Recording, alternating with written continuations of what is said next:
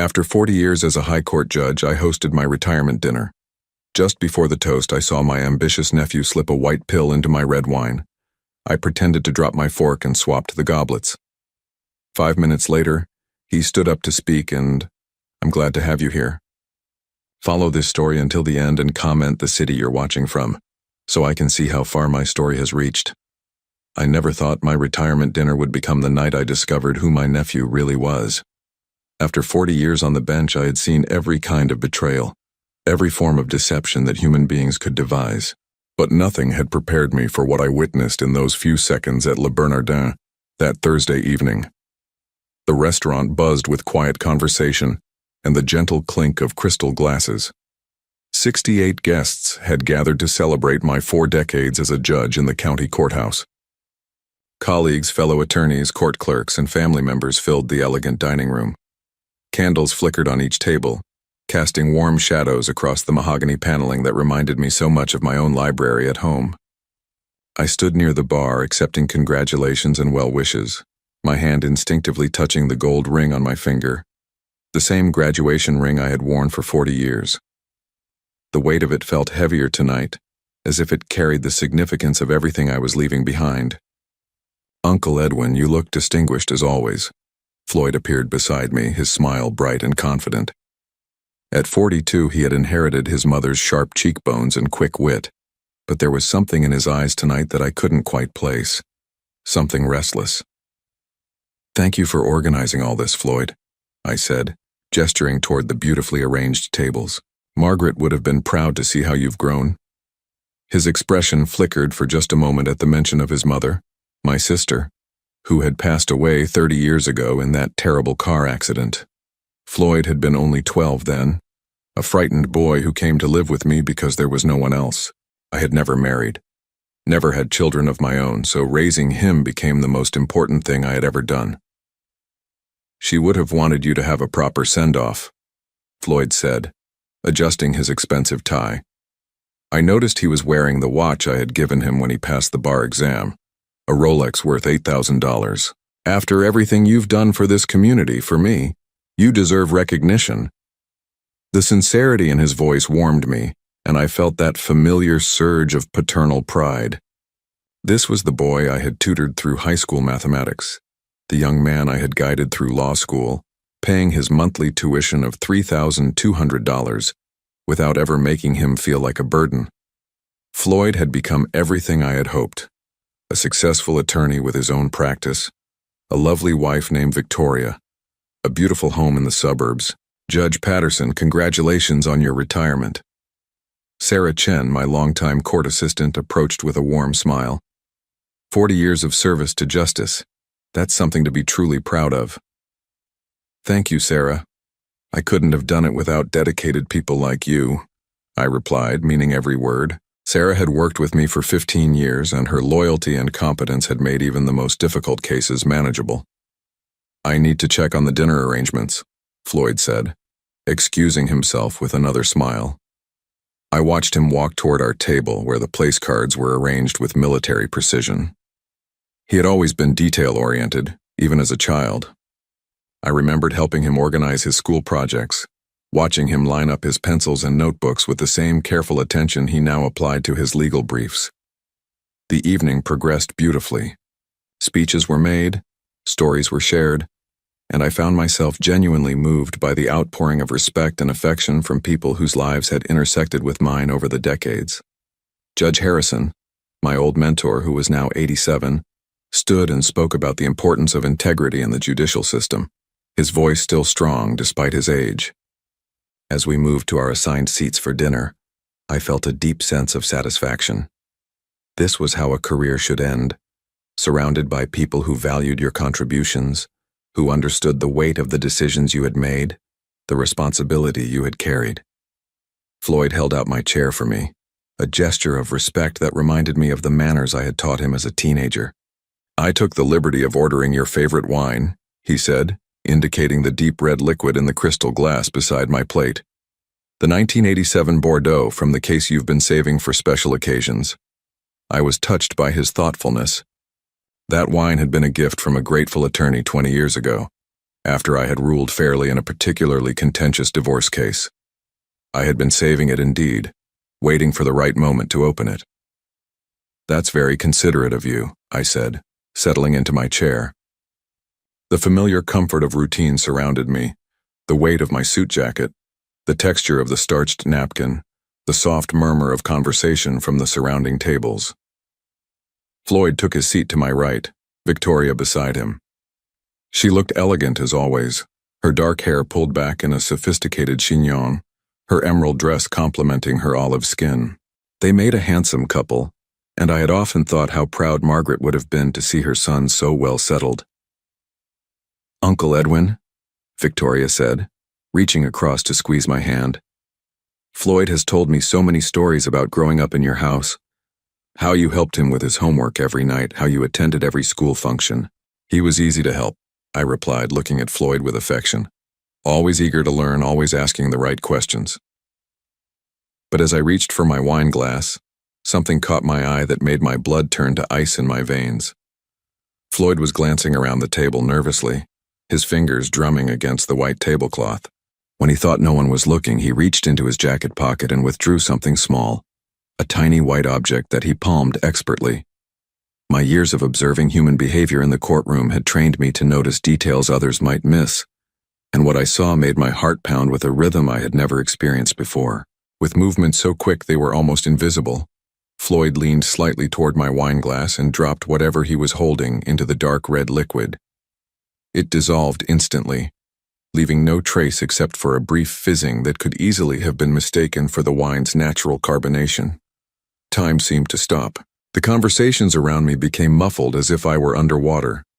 The candlelight wavered, and I felt a strange disconnection from my own body, as if I were watching this scene unfold from somewhere else entirely. The boy I had raised, the nephew I had loved like a son, had just contaminated my drink with something. The implications crashed over me in waves, each one more devastating than the last. This wasn't a prank or an accident. The careful way he had checked to ensure no one was watching, the precise timing, the practiced motion, this was planned. Floyd straightened up, adjusting his cufflinks with casual confidence, and turned to smile at me. "Shall we toast to your retirement, Uncle Edwin? To the end of one chapter and the beginning of another?" I stared at him. This man I thought I knew better than anyone else in the world. The face that had looked up at me with trust when he was 12. The young man who had hugged me tearfully when he passed the bar exam. The nephew who called me every Sunday to check on my health and ask about my week. "Yes," I managed to say, my voice sounding strange to my own ears. "A toast sounds perfect." My hand trembled slightly as I reached for my glass, but I caught myself before Floyd could notice. 40 years of maintaining composure on the bench served me well in this moment. I had learned to keep my expression neutral even when hearing the most shocking testimony, even when facing the most difficult decisions. But inside, my world was crumbling. The trust that had been the foundation of our relationship for 30 years was dissolving as quickly as whatever substance Floyd had placed in my wine. I needed time to think, to understand what was happening and why. Most importantly, I needed to figure out what to do next. Because if Floyd was capable of this, whatever this was, then everything I thought I knew about him was a lie. As I sat there holding my tampered wine glass, my mind raced backward through the months leading up to this moment. How had I missed the signs? How had a man who had spent 4 decades reading people, interpreting their motivations and detecting their deceptions, failed to see what was happening in his own family? The first warning should have been Floyd's sudden interest in my estate planning. 3 months ago, he had brought up the subject during one of our regular Sunday dinners at my house in Richmond Hill. We were sitting in my library, surrounded by the floor-to-ceiling shelves of law books and case studies that had been my constant companions for so many years. "Uncle Edwin," he had said, setting down his coffee cup on the mahogany side table, "have you given any thought to updating your will recently?" I remember being slightly surprised by the question. "My will is current, Floyd. Why do you ask?" "Well, tax laws change. Estate planning strategies evolve," he had replied, his tone casual but his eyes sharp with something I now recognized as calculation. "I just want to make sure you're taking advantage of all available options. You've worked so hard to build what you have. It would be a shame if poor planning meant losing a significant portion to unnecessary taxes. At the time, his concern had seemed natural, even touching.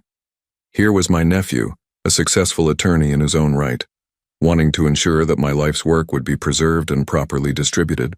I had felt grateful for his attention to such matters. "I appreciate your concern," I had told him that evening, "but my attorney handles those details. Everything is properly structured." Floyd had nodded, but I noticed he had pressed further. Of course. I just thought, given my background in estate law, maybe I could review everything, just to give you peace of mind." I should have wondered why he was so eager to examine my financial affairs. Instead, I had been pleased by his initiative, interpreting it as evidence of his maturity and professional competence. The second sign had come 6 weeks later. Floyd had visited my chambers at the courthouse, something he rarely did. He sat in the leather chair across from my desk, the same chair where countless attorneys had presented their cases over the years.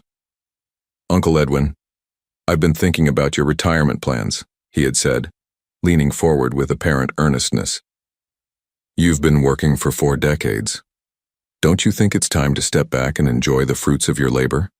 "I am retiring, Floyd. The dinner next month is my farewell celebration, remember?"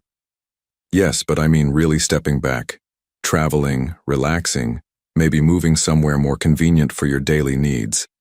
This house is quite large for one person, and maintaining it must be expensive." His suggestion that I sell the house had struck me as odd. The Victorian mansion on Richmond Hill had been my home for 35 years. Every room held memories. Every piece of furniture had been carefully chosen. The idea of leaving it had never occurred to me. "I love that house, Floyd. It's where you grew up, where we shared so many important moments. Why would I want to leave it?" Floyd had shifted in his chair, and for just a moment his mask of concern had slipped. I caught a glimpse of impatience, maybe even frustration, before he composed himself again. "I just want to make sure you're not burdening yourself unnecessarily," he had said. "A smaller place might be easier to manage, more practical for someone your age." Someone your age. The phrase had stung, though I hadn't acknowledged it at the time. At 62, I felt healthy and vital. The idea that I needed to downsize my life because of my age seemed premature, almost insulting. Now, sitting at this dinner table with my contaminated wine glass before me, I realized Floyd had been assessing my assets, calculating their value, planning for their transfer. The house worth $750,000, the investment portfolio I had built over decades of careful saving, the pension that would continue for Victoria after my passing. He had been taking inventory. The third sign had been the most disturbing, though I had dismissed it at the time. 2 weeks ago, Floyd had come to dinner with an unusual request. He wanted to borrow against his inheritance. "I have an investment opportunity," he had explained as we sat at my dining room table. "A real estate development that could triple the initial investment within 2 years. But I need capital quickly, and my liquid assets are tied up in the practice." "What kind of investment requires such urgency?" I had asked. Floyd's explanation had been vague, filled with terms like time-sensitive opportunity and exclusive access. When I pressed for details, he had become evasive, almost defensive. "I understand you need to be careful, Uncle Edwin. Your judicial training makes you naturally skeptical. But this is a sure thing, and the returns would benefit both of us in the long run." When I had declined to provide the money, suggesting instead that he wait and use traditional financing, Floyd's reaction had been telling. The disappointment in his eyes was sharp, almost bitter. For a moment, he had looked at me as if I were an obstacle to be overcome rather than a family member who cared about his well-being. "Of course," he had said, recovering quickly. "You're right to be cautious. I'll find another way." But I could see the wheels turning in his mind, and now I understood what he had been planning. The fourth and most damning sign had come just last week. Victoria had called me, her voice strained with worry. "Uncle Edwin, I need to ask you something, and I hope you won't think I'm betraying Floyd's confidence." "What is it, dear?" "He's been acting strangely lately, staying up late, making phone calls he won't discuss, researching things on his computer that he quickly closes when I walk into the room." My heart had clenched with concern. "Have you asked him about it?" "I tried, but he says it's just work pressure." "But Edwin, I found some papers on his desk, printed articles about medical conditions, treatments, things that could affect elderly people. At the time, I had assumed Floyd might be worried about my health, perhaps researching ways to help me age more gracefully. Now I realized he had been researching something entirely different. I'm probably being paranoid, Victoria had continued, but some of the articles were about medications, interactions, things that could cause problems for someone your age. I had reassured her that Floyd was probably just being overly cautious about my well-being, but her call had planted a seed of unease that I had tried to ignore. Now, as I sat at this elegant table surrounded by people celebrating my career, that seed had grown into a terrible understanding. Floyd hadn't been researching ways to protect my health. He had been researching ways to compromise it. The boy I had raised from age 12, who had slept in the bedroom down the hall from mine for 6 years, who had sat at my kitchen table doing homework while I prepared dinner. This boy had grown into a man capable of something I couldn't even name. I thought about all the sacrifices I had made for him, the vacations I hadn't taken so I could pay his college tuition of $3,200 every month for 4 years, the social events I had skipped to attend his school plays and soccer games, the relationships I had let fade because raising Floyd had become my primary focus. I had given him everything: love, guidance, opportunity, financial support. I had shared my knowledge, my connections, my home. I had been proud when he chose to study law, thrilled when he passed the bar exam, overjoyed when he started his own practice. And this was how he repaid that devotion. The waiter approached our table, beginning to serve the first course, and I realized I had to make a decision.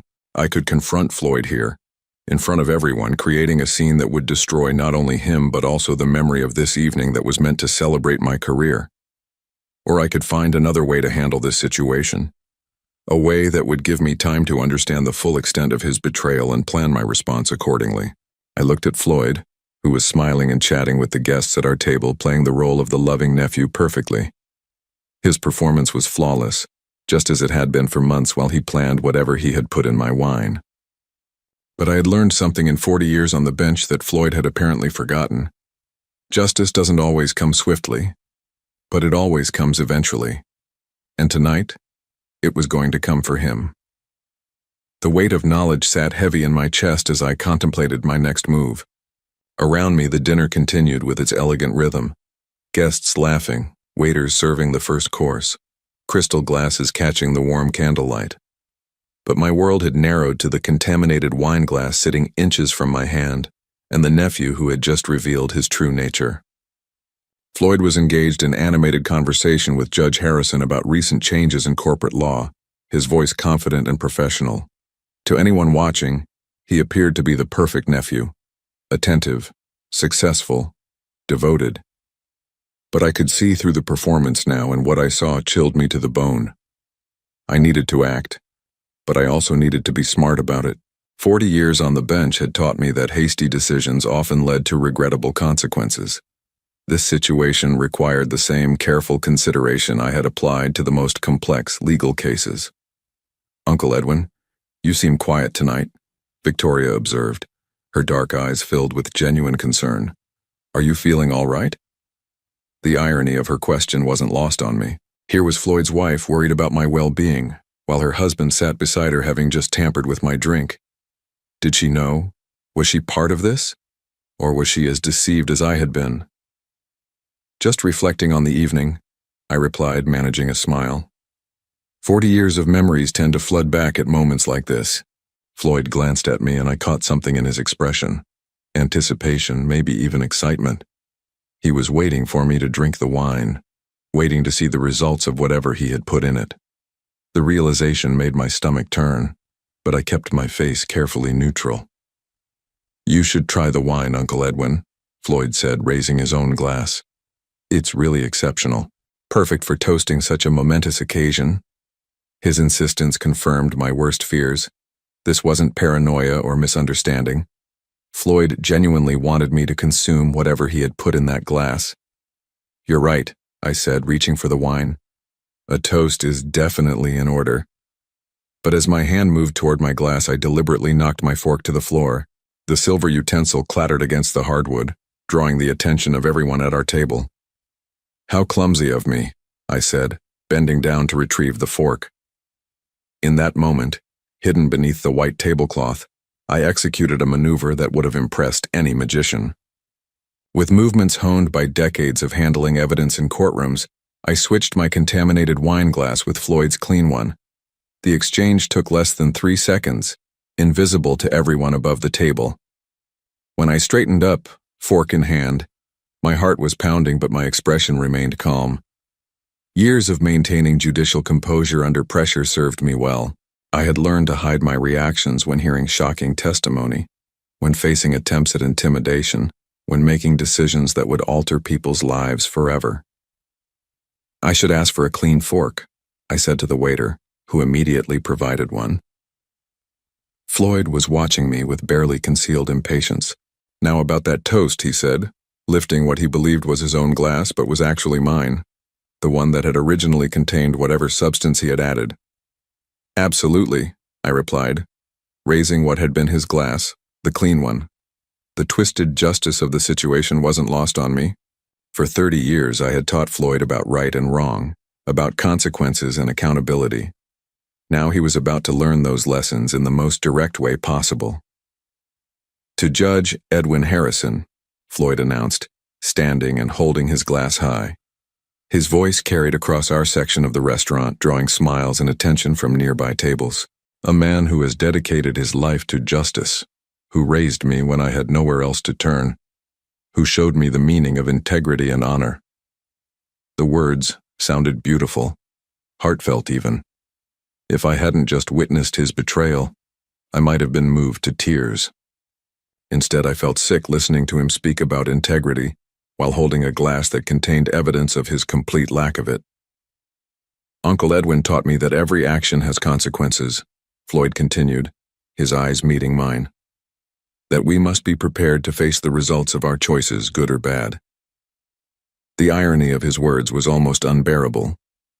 He was about to experience exactly what he had just described, though not in the way he expected. He showed me that family is the most important thing in life, Floyd went on, his voice growing more emotional. That love and loyalty should guide our decisions, and that we should always protect those we care about. Several guests were dabbing at their eyes now, touched by what they perceived as a nephew's heartfelt tribute to his beloved uncle. If only they knew the truth. So here's to you, Uncle Edwin, Floyd said, raising his glass higher. Thank you for everything you've given me. Thank you for making me the man I am today. The applause that followed was warm and sincere. Guests raised their glasses in solidarity, creating a beautiful tableau of respect and affection. I stood as well, holding my clean glass, and nodded acknowledgement to the room. Thank you all, I said, my voice steady despite the chaos in my heart. Your words mean more to me than you could know. Floyd smiled at me with what appeared to be genuine love, then brought his glass, the contaminated one, to his lips and drank deeply. I watched in fascination as he consumed a significant portion of the wine, apparently savoring its taste. Excellent choice, he said to me, setting the glass down. This vintage is truly special. Yes, I agreed, taking a small sip from my own clean glass. It certainly is. The dinner continued around us. The first course was served, a delicate seafood appetizer that I could barely taste. My attention was entirely focused on Floyd, watching for any signs that whatever he had put in the wine was beginning to affect him. Initially, nothing seemed different. Floyd continued his conversations, charming the other guests with stories about his legal practice and asking thoughtful questions about their own careers. He was performing his role perfectly, just as he had been performing the role of loving nephew for who knows how long. But as the minutes passed, I began to notice subtle changes. Floyd's speech became slightly less precise. His gestures grew more expansive, less controlled. When he reached for his water glass, his hand trembled almost imperceptibly. Are you feeling all right, darling? Victoria asked, placing her hand on his arm with obvious concern. Fine, fine, Floyd replied, but his voice was softer now, less confident. Just excited about the evening. I continued to watch him, feeling a complex mixture of emotions. Part of me was satisfied to see justice beginning to unfold. But another part, the part that remembered the 12-year-old boy who had cried in my arms after his parents' funeral. Felt a deep sadness at what Floyd had become. 20 minutes after the toast, Floyd excused himself to use the restroom. I watched him walk across the restaurant, noting the slight unsteadiness in his gait that wasn't quite noticeable, unless you knew what to look for. When he returned 5 minutes later, his face was pale, and there was a sheen of perspiration on his forehead despite the comfortable temperature in the restaurant. "Floyd, you don't look well," Judge Harrison observed with the sharp eyes of a man who had spent decades reading people. "I think I might have had too much to drink," Floyd said, attempting a laugh that came out forced and hollow. "The excitement of the evening, I suppose." But I could see the confusion in his eyes, the growing realization that something was very wrong. He looked at his wine glass, then at me, and for a moment I saw a flicker of understanding cross his features. "Uncle Edwin," he said slowly, his voice taking on an edge of suspicion, "didn't you drop your fork earlier?" "Yes," I replied calmly, meeting his gaze directly. "Clumsy of me, wasn't it?" Floyd stared at me for a long moment, and I could see his mind working, trying to piece together what had happened. His eyes moved from his glass to mine, then back again. The color drained from his face as the implications began to dawn on him. "I think," he said carefully, gripping the edge of the table, "I think I need some fresh air." "Of course," Victoria said, immediately standing to help him. "Let me come with you." "No," Floyd said sharply, then softened his tone. "No, I just need a moment alone." As he made his way toward the restaurant's entrance, moving with increasing difficulty, I felt the weight of 4 decades of judicial experience settling over me. I had just witnessed justice in its purest form, a man facing the exact consequences he had intended for someone else. What happened next unfolded like a slow-motion disaster that I could see coming but felt powerless to prevent. Floyd had been outside for nearly 15 minutes when Victoria began to show real concern. "I should check on him," she said, rising from her chair with obvious worry. "He's never been one to get sick from wine." "Perhaps we should all step outside for some air," Judge Harrison suggested, his weathered face creased with concern. "The evening has been quite emotional." Before anyone could respond, Floyd appeared in the doorway of the restaurant. The transformation in his appearance was startling. His usually perfect hair was disheveled, his expensive tie was loosened, and his face had taken on a grayish pallor that made him look far older than his 42 years. He moved slowly back to our table, one hand trailing along the wall for support. Several diners from other tables glanced up with curiosity, sensing that something was amiss.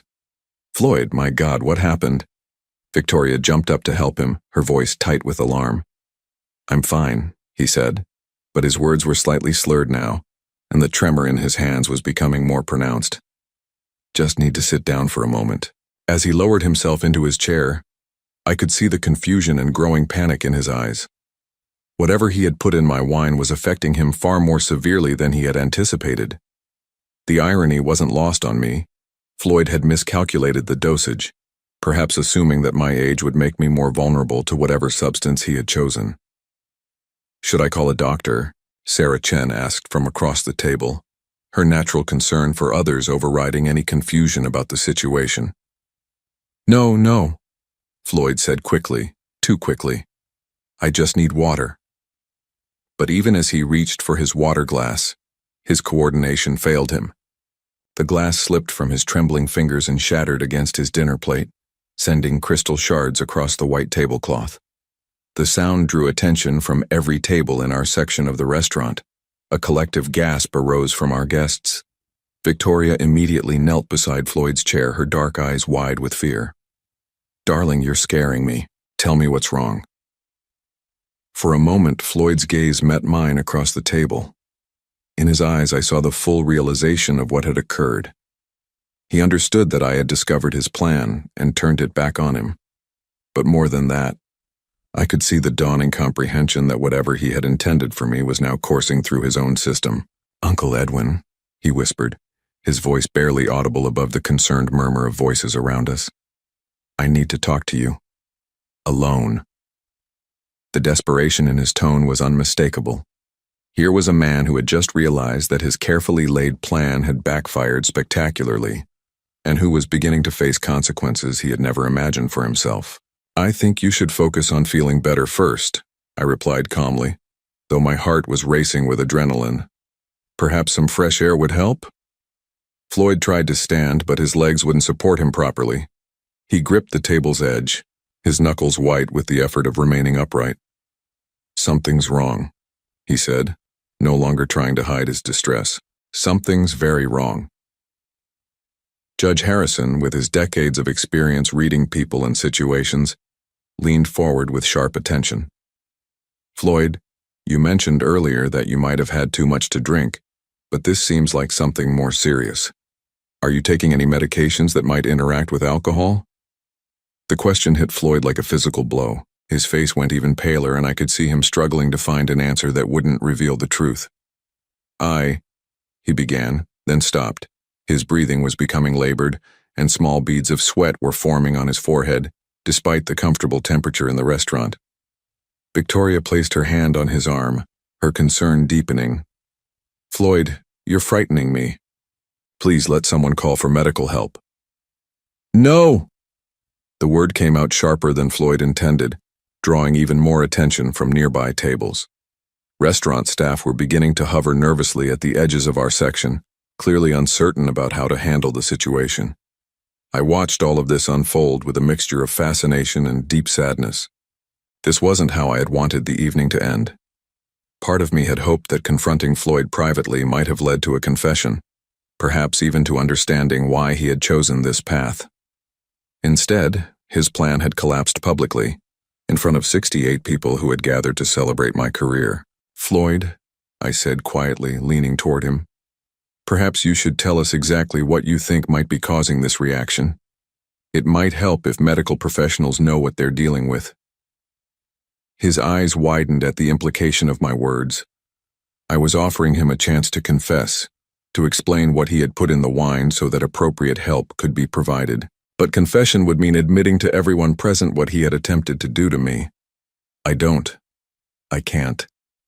Floyd struggled with the words, his moral cowardice warring with his growing physical distress. That's when Judge Harrison demonstrated why he had been such a respected jurist for over 50 years.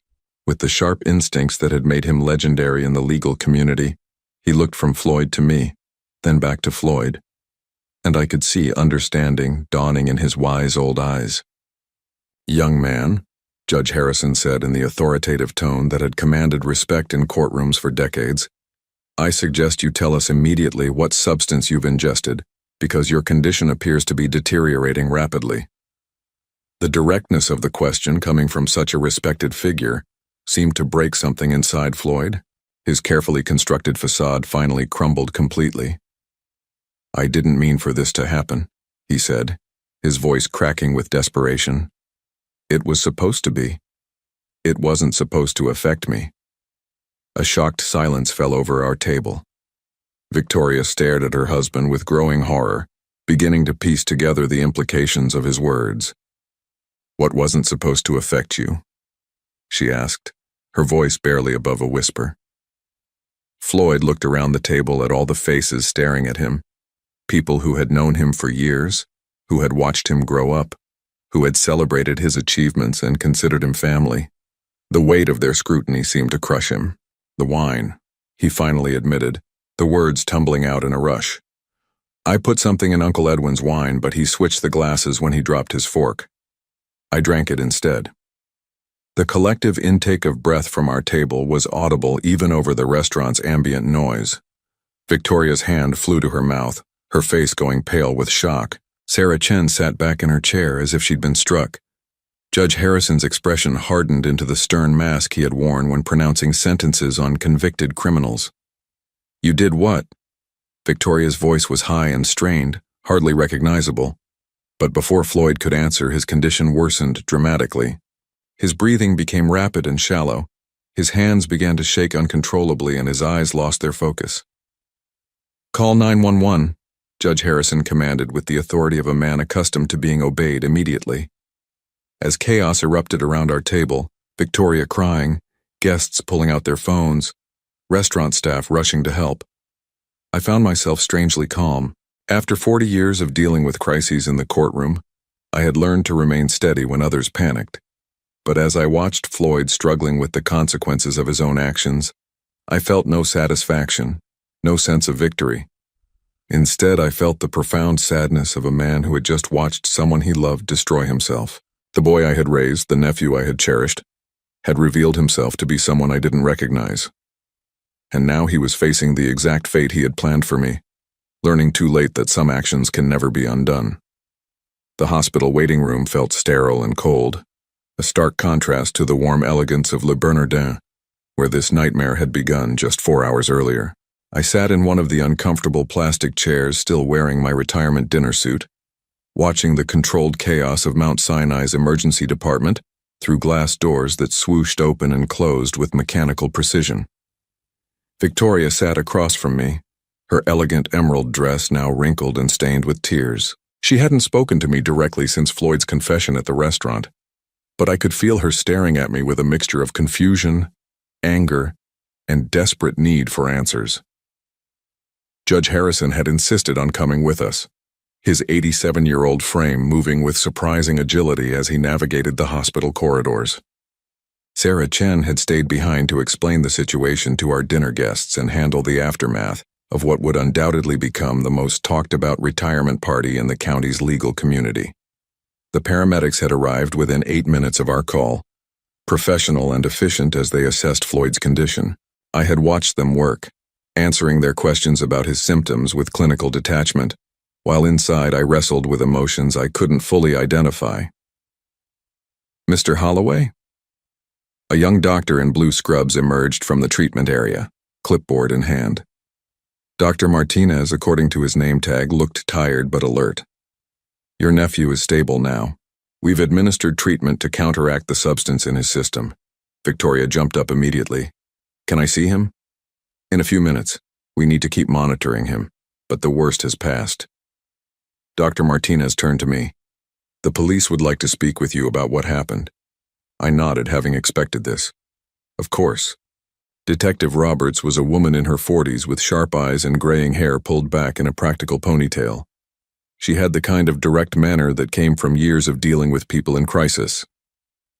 "Judge Holloway, I understand there was an incident this evening involving your nephew and some kind of substance added to alcoholic beverages."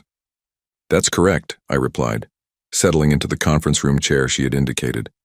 "Floyd admitted to tampering with my wine glass. When I accidentally switched our glasses, he consumed whatever he had put in mine." Detective Roberts made notes as I spoke. "Do you have any idea what substance he used?" "No, though I assume the hospital tests will reveal that information." "They will. What I'm trying to understand is the sequence of events. You say you accidentally switched glasses?" I paused, weighing my words carefully. 40 years of legal experience had taught me the importance of precision in testimony. I dropped my fork and bent down to retrieve it. During that time, our glasses were switched. Whether it was accidental or intentional is difficult to determine.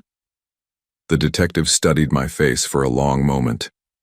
"Judge Holloway, given your legal background, I'm sure you understand that if this was intentional retaliation, it could constitute a crime."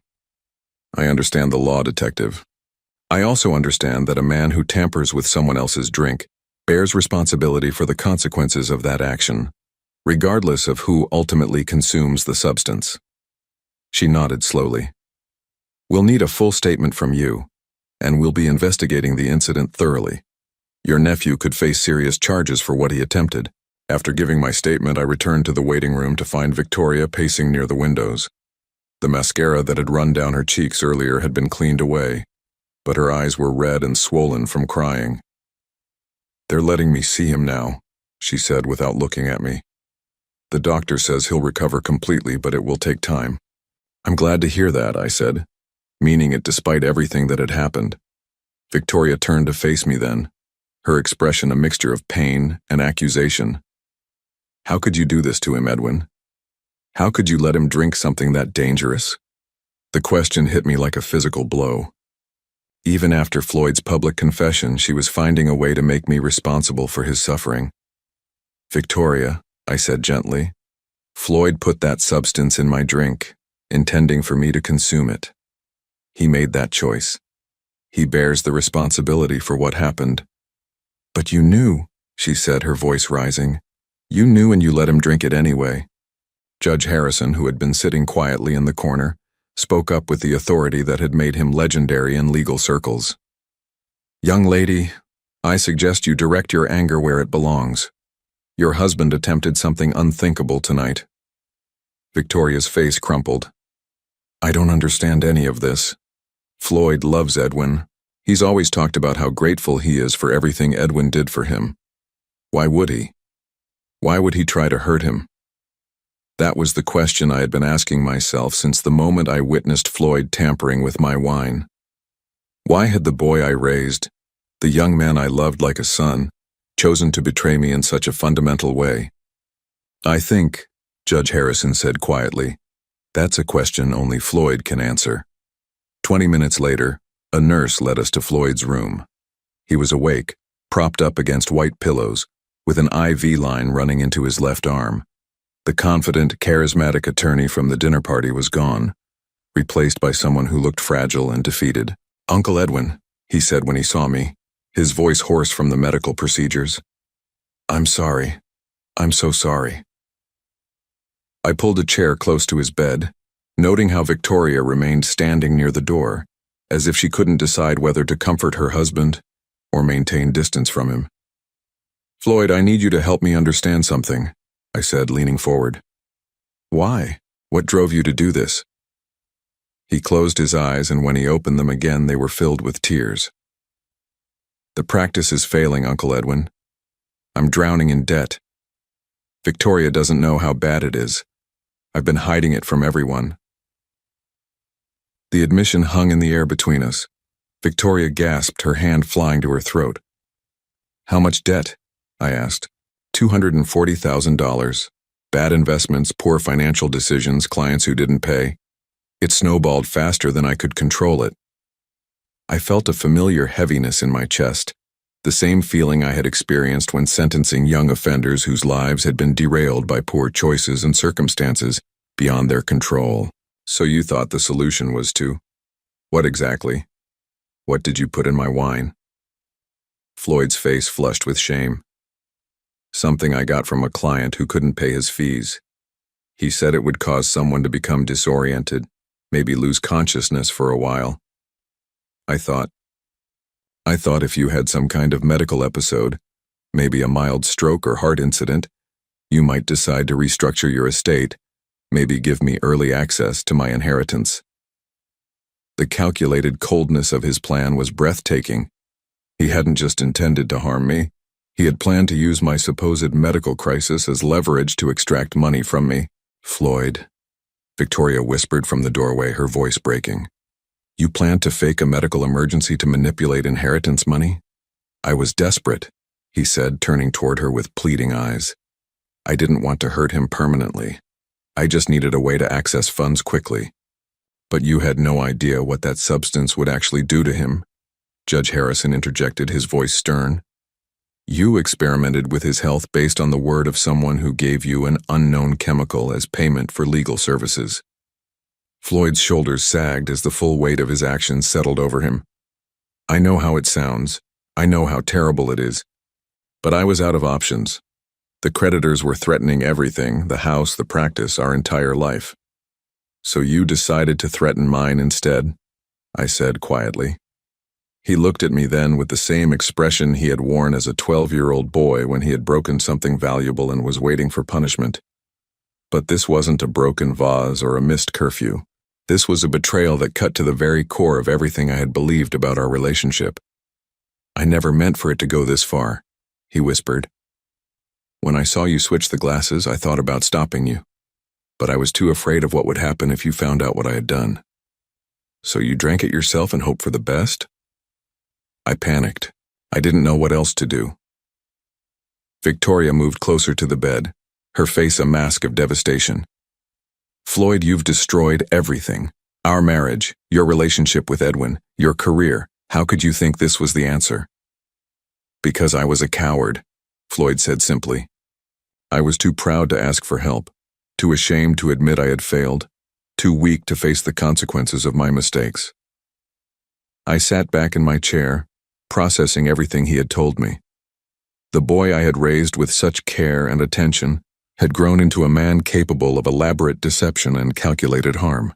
But more than that, he had become someone who would rather risk destroying the people he claimed to love than admit his failures and ask for help. "What happens now?" Victoria asked, looking between Floyd and me. "Now," I said, standing up slowly. "Floyd faces the consequences of his choices. The police are investigating and there will likely be criminal charges. Beyond that," I paused, meeting Floyd's eyes directly. "Beyond that, our relationship as we've known it is over." Floyd's face crumpled, but he didn't protest. He knew, as I did, that some betrayals are too fundamental to overcome, some trust too shattered to rebuild. As I walked toward the door, I heard him call my name one last time. "Uncle Edwin?" I turned back, giving him one final look. "I really am sorry," he said, his voice breaking. "I know you are, Floyd, but sorry doesn't change what you were willing to do." And with that, I walked out of the room, leaving behind 30 years of fatherhood and facing an uncertain future without the family I thought I had. A few months had passed since that terrible night at Le Bernardin, and I was finally beginning to understand what peace felt like. I stood on the deck of my new home in Asheville, North Carolina, watching the morning mist rise from the Blue Ridge Mountains, a cup of coffee warming my hands as the autumn air carried the scent of pine and distant wood smoke. The house was smaller than my Victorian mansion in Richmond Hill, a modest 3-bedroom cabin that I had purchased for $275,000.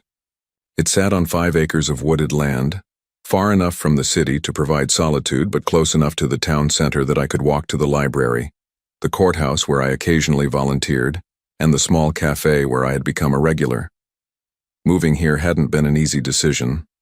For 35 years, that house in Richmond Hill had been my sanctuary, filled with memories of raising Floyd, of quiet evenings reading by the fireplace, of Sunday dinners around the mahogany table where we had shared so many conversations about his future. But after the trial, after everything that had been revealed, those memories had become too painful to bear. Floyd had been sentenced to 2 years in prison for assault with a dangerous substance. The trial had been swift and decisive. His confession at the restaurant, witnessed by dozens of respected members of the legal community, had made defending his actions impossible. His law practice had collapsed within weeks of his arrest, and Victoria had filed for divorce before the trial even began. I had attended the sentencing, sitting in the gallery as Floyd stood before Judge Martinez, a woman I had mentored early in her career. When she asked if I wanted to make a victim impact statement, I had declined.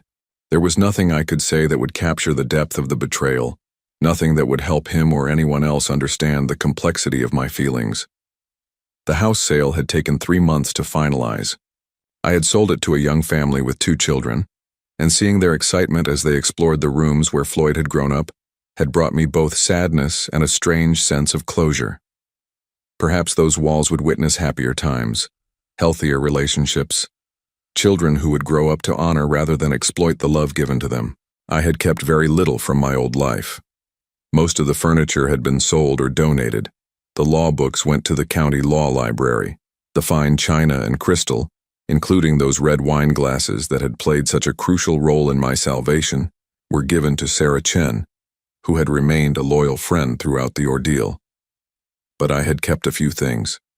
The photograph of my sister Margaret, Floyd's mother, still sat on my bedside table. The carving set my father had given me when I graduated from law school remained in my kitchen drawer, and my judicial robes hung in the closet, not because I planned to wear them again, but because they represented 40 years of service I was proud of, regardless of how that service had ended. The money from the house sale, combined with my retirement savings, had given me more financial security than I had ever expected to have. My pension provided $1,800 per month, which was more than sufficient for my simple lifestyle.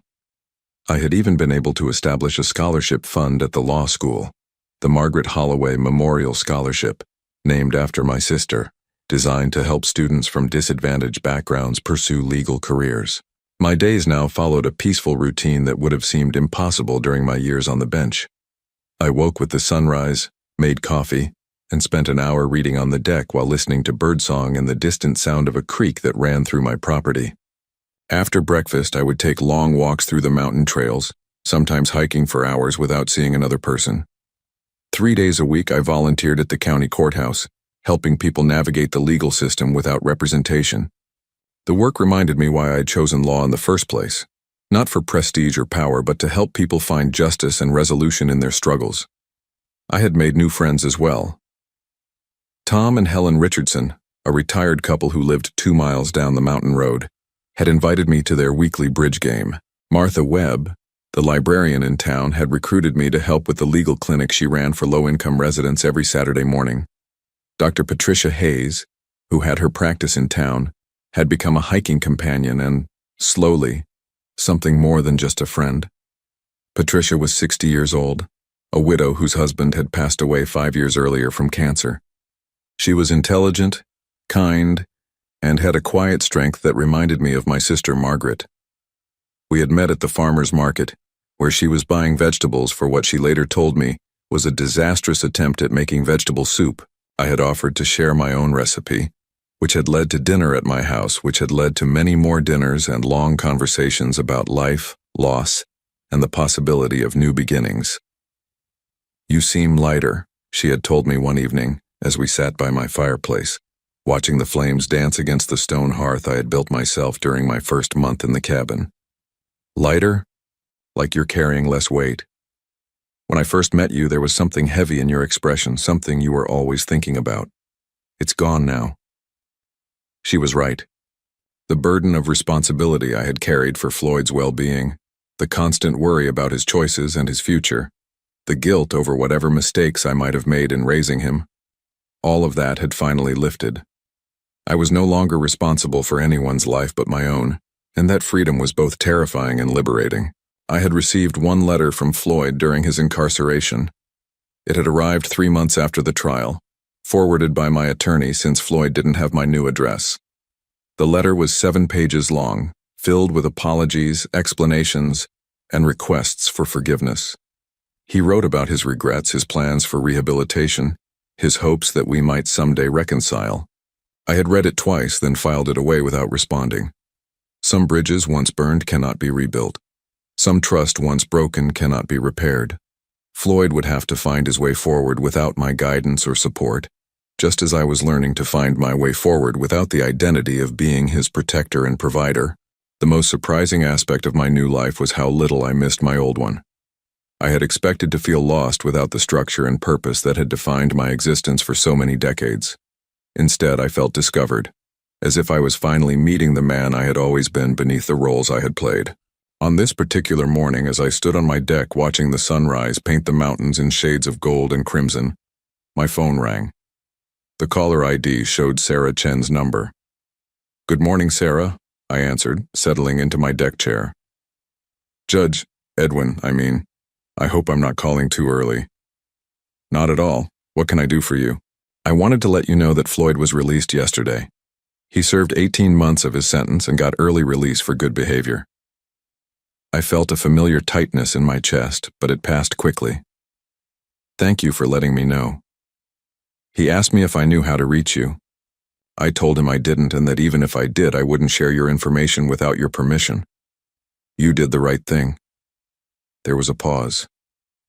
"Edwin, he seemed different, older, quieter. He asked me to tell you that he doesn't expect forgiveness, but that he wanted you to know he's going to try to do better." I closed my eyes, feeling the warmth of the morning sun on my face. "I hope he does, Sarah, for his own sake."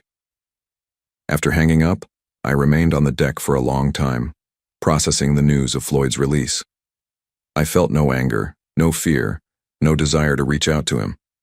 I felt only a kind of sad closure, like the end of a book I had been reading for 30 years. At noon, Patricia arrived with hiking boots and a backpack filled with sandwiches and water bottles. We planned to explore a new trail that led to a waterfall Tom Richardson had told us about. "You look peaceful today," she said, kissing my cheek as she set down her pack.